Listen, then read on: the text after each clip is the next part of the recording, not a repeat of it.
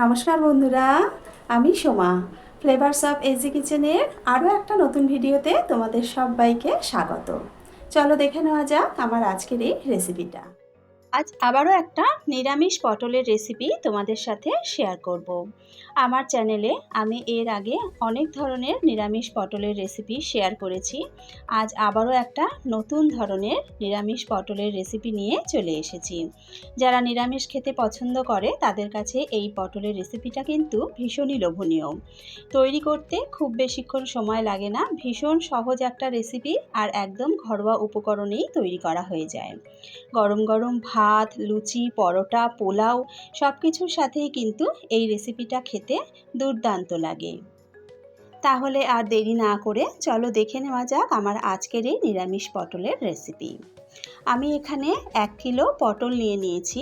পটলের দুদিকটাকে বাদ দিয়ে তারপর খোসাটাকে এইভাবে অল্প অল্প করে রেখে পটলের খোসা ছাড়িয়ে নিয়েছি। এবার একটা ছুরির সাহায্যে এইভাবে পটলের গায়ে চারদিকে একটু একটু করে চিড়ে নেব।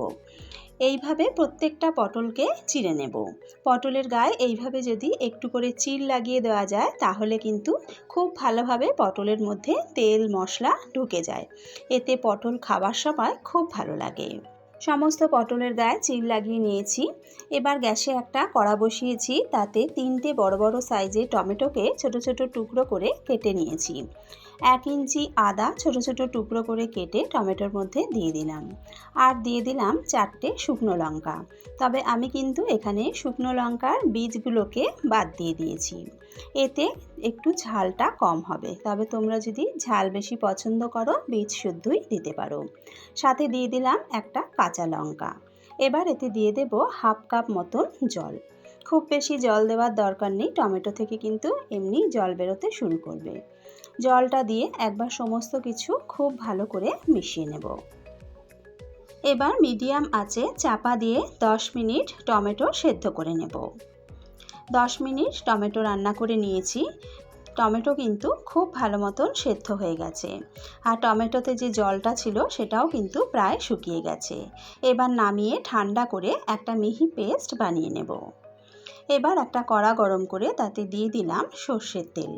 তেলটাকে ভালো করে গরম করে নিয়েছি। দিয়ে দিলাম 1 চা চামচ নুন আর 1 চা চামচ হলুদ গুঁড়ো। নুন আর হলুদটা ভালো করে মিশিয়ে নিয়ে এবার পটলগুলো ছেড়ে দিলাম।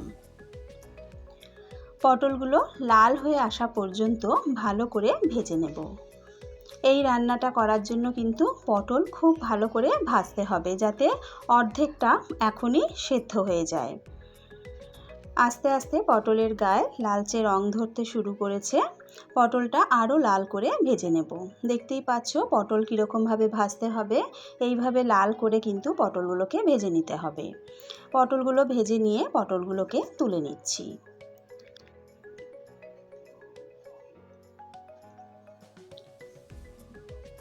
পটলগুলো তুলে নেওয়ার পর কড়াতে আরও 2 টেবিল চামচ মতন তেল দিয়ে দিলাম। ফোড়নের জন্য দিয়ে দিলাম থেতো করা ছোটো এলাচ, দারচিনি, লবঙ্গ, আর দিলাম 1 চা চামচ গোটা জিরে। ফোড়নটাকে হালকা করে ভেজে নেব। এবার এর মধ্যে দিয়ে দেব তৈরি করে রাখা টমেটোর পেস্টটা। মশলাটাকে খুব ভালো করে কষিয়ে নেব।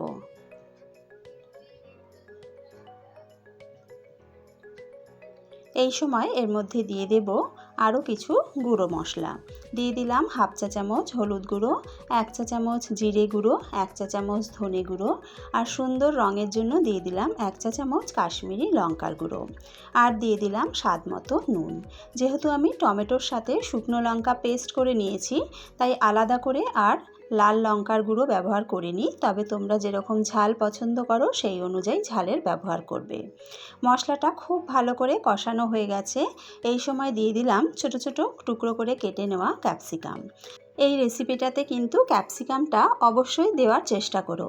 ক্যাপসিকাম দিলে কিন্তু একটা দারুণ সুন্দর টেস্ট হয় আর খুব সুন্দর ফ্লেভার হয়।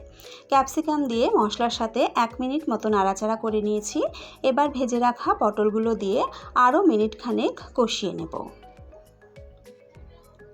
পটল দিয়ে ভালো করে কষানো হয়ে গেছে। এবার দিয়ে দেব জল। এই রান্নাটা কিন্তু মাখা মাখা হবে, তাই পটল সেদ্ধ হওয়ার জন্য আমি এখানে 1.5 কাপ মতন জল ব্যবহার করেছি। জলটা পটলের সাথে খুব ভালো করে মিশিয়ে নিলাম। এবার লো আঁচে চাপা দিয়ে পটল সেদ্ধ হওয়া পর্যন্ত রান্না করে নেব।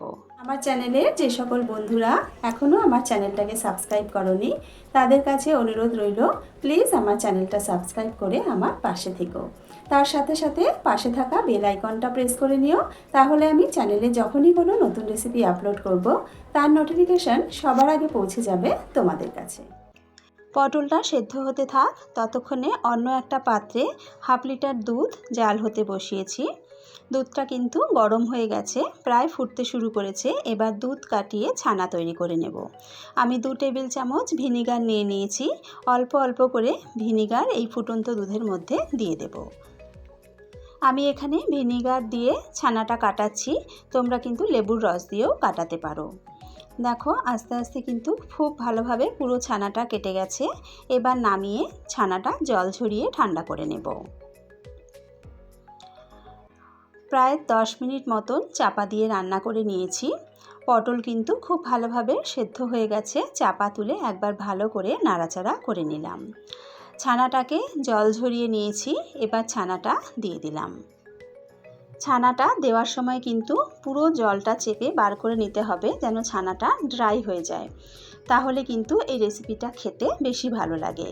আর ছানার মধ্যে জল থাকলে কিন্তু রান্নাটা একটু কাদা কাদা হয়ে যাবে। পুরো ছানাটা দিয়ে দেওয়ার পর পটলের সাথে খুব ভালো করে মিশিয়ে নিলাম। দিয়ে দিলাম 1 চা চামচ চিনি।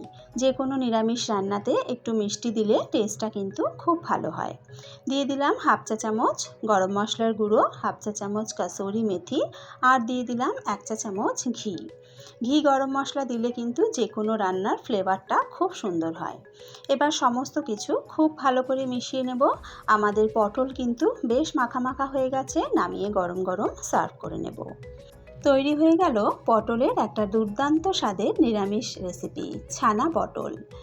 এইভাবে ছানা দিয়ে পটল তৈরি করলে কিন্তু খেতে অসাধারণ স্বাদ হয়। যে কোনো নিরামিষ দিনে বা কোনো নিরামিষ অনুষ্ঠানেও কিন্তু এই ছানা পটল খুব সহজে বাড়িতে তৈরি করা যেতে পারে। রেসিপিটা তৈরি করা কত সহজ দেখতেই পেলে, আর রেসিপিটা তৈরি করতে উপকরণও কিন্তু খুব বেশি লাগে না। এই ছানা পটল দুপুরের গরম গরম ভাতের সাথে খেতে যেমন অসাধারণ লাগে, তেমনই রাতে রুটি, পরোটা, লুচি, পোলাও সব কিছুর সাথেই কিন্তু খেতে ভীষণ ভালো লাগে। আশা করি আমার আজকের এই রেসিপিটা তোমাদের ভালো লেগেছে। যদি রেসিপিটা ভালো লেগে থাকে তাহলে অবশ্যই কিন্তু রেসিপিটা একবার বাড়িতে ট্রাই করো।